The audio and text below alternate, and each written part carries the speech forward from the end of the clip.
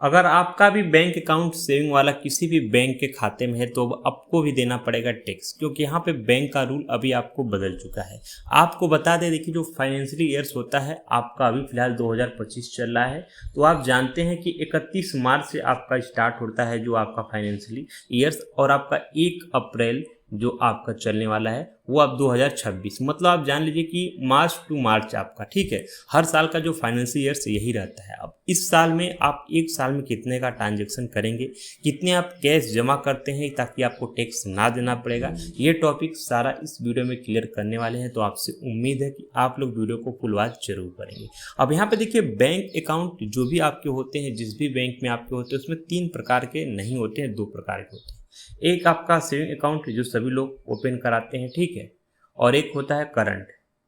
आपका, ठीक है, करंट अकाउंट। तो आपको पता है कि आपका जो बैंक खाता है वो सेविंग है, और करंट आपको पता है कि बिजनेस पर्पज यूज के लिए किया जाता है, ठीक है, जहां पर आप जितना भी लेन देन करते हैं उस पर आप आरटीआर भरते हैं टैक्स के लिए, ठीक है। तो कहीं ना कहीं ये चीज़ आप ध्यान देते हैं कि उस पर आपको आरटीआर फाइल करनी पड़ती है जो आपका करंट अकाउंट होता है, लेकिन आपका अकाउंट जो है वो आपका सेविंग है। तो अब इसमें कितना आप साल भर में ट्रांजेक्शन कर सकते हैं, कितना आप कैश जमा कर सकते हैं, और उसको कभी भी आपको टैक्स ना आए, आपको इनकम टैक्स की नोटिस ना आए, तो इस वीडियो में आपको सारा डाउट क्लियर करेंगे। अब यहाँ पे देखिए, जो आपका साल आपका अभी 2025 है, ठीक है, 25 आपका है, तो मिनिमम देखिए आपके यहाँ पे एसबीआई में हो गया, ठीक है, आपका एक खाता हो या कहीं से भी हो, ठीक है, पीएनबी आपका हो गया, ठीक है, आपका हो गया जो भी हो गया, एचडीएफसी हो गया आपका, जिसमें भी आपका है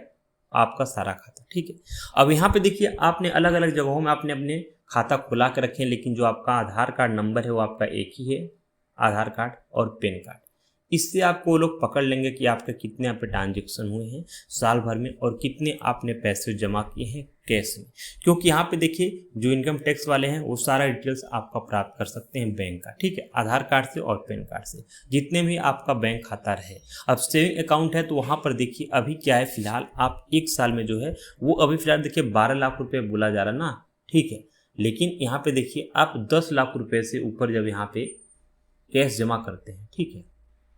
10 लाख रुपए से ऊपर, तो अब कहीं ना कहीं जब आप कैश जमा करते हैं, इस समय आपको पता है कि एटीएम से भी आप कैश जमा कर सकते हैं, एटीएम मशीन से भी, तो वो भी आपका सेम आपका वही काउंट होगा जो आप कैश करेंगे। और ये चीज़ जान लीजिए, जो आप जमा करते हैं और कोई भी आपको ट्रांजेक्शन भी करता है तो वो भी आपके साल में ही आपके काउंट होता है पैसे, क्योंकि जो भी कोई भेजा है वो आपको मनी भेजा ही है ना, तो फिर वही आपका काउंट होगा कि आपके जो अकाउंट में साल में कितने रुपए आपने जमा किए और कितने रुपए, कितने यहाँ पे लाख रुपए कोई भेजा आपको, सब आपका प्लस यहाँ पे किया जाएगा। क्योंकि 12 लाख रुपए प्लस होता है तो आपको टैक्स तो यहाँ लगता ही है, लेकिन अब वही जान लीजिए कि अगर आप इससे ज़्यादा आप कमाते हैं साल का, तो फिर आपको यहाँ पे इनकम टैक्स का नोटिस आ सकता है। ऐसा नहीं कि आपका उसी ईयर्स आपका आएगा, क्योंकि जब आपको यहाँ पे बैंक में ज़्यादा आपके जब रुपए आपके ट्रांजेक्शन होते हैं, जमा होते हैं, तो सीधा जो है वो बैंक यहाँ पे क्या करता है, आपका अकाउंट सीधा इनकम टैक्स डिपार्टमेंट के पास भेज देता है, जहाँ पर वो आपका सारा डिटेल्स आपका निकाल लेते हैं, देख लेते हैं किस डेट को कितना आपका पैसा जमा हुआ है, कितना ट्रांजेक्शन में आया हुआ है और कितना आप निकाले हुए हैं, सारी चीज़ वो खंगाल लेते हैं बहुत आसानी तरीके से